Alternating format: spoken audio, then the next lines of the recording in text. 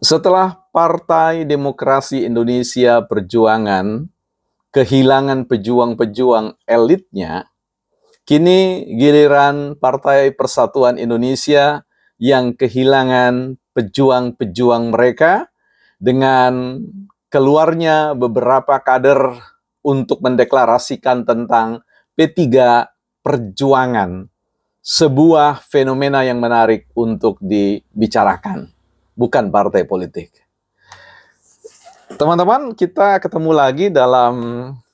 obrolan politik dan obrolan isu-isu sosial yang terus-menerus tidak pernah kering-keringnya, tidak pernah habis-habisnya untuk dibicarakan dari berbagai macam sudut pandang. Kali ini kita akan bicara terkait dengan fenomena transformasi people power,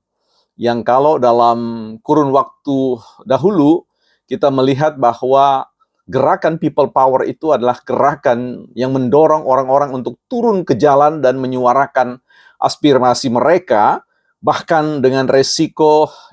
keterbelahan, keterpecahan, konflik-konflik horizontal, dan kerusuhan secara sosial.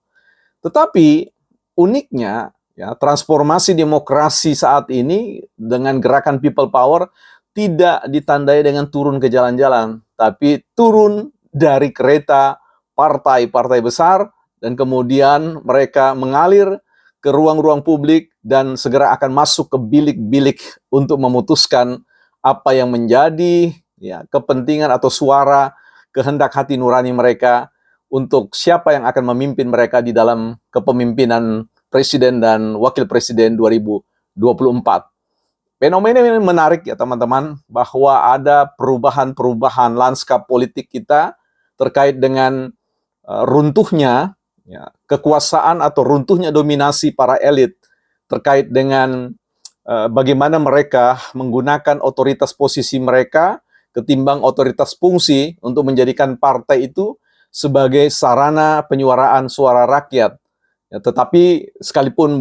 banyak yang akan mengatakan bahwa sampai hari ini partai-partai masih mengemban misi atau fungsi sebagai penyambung suara rakyat atau advokat kepentingan rakyat, tetapi realitas politik menunjukkan bahwa gejala-gejala tentang penguatan oligarki, penguatan tentang elit-elit yang justru menonjolkan tentang wibawa kepemilikan partai daripada kewibawaan hadirnya seorang kepala negara yang dalam beberapa kasus itu pernah disebut-sebut sebagai presiden, sebagai petugas partai, yang sebagian besar orang memberikan catatan kaki bahwa itu melukai kewibawa rakyat, wibawa konstitusi, wibawa sistem kenegaraan kita, dan seterusnya. Nah, jadi sekali lagi para pemilik-pemilik atau katakanlah mereka yang founding partai sebaiknya mulai mengevaluasi diri, mengoreksi diri, dan membangun suatu partai yang mampu hadir sungguh-sungguh mendefinisikan tentang keinginan publik, bukan semata-mata terkait dengan arogansi sekedar bicara tentang shareholder partai, tapi abai terhadap tentang stakeholder partai. Nah, ini bicara tentang kepemilikan dan kepentingan, pemilik kepentingan dan kepemilikan partai.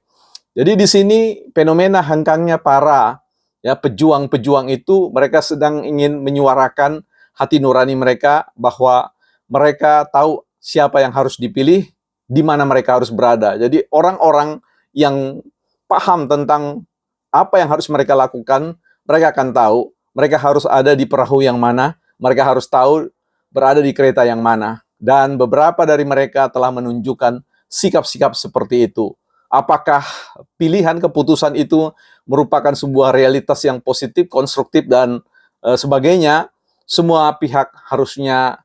introspeksi diri, bukan partai politik.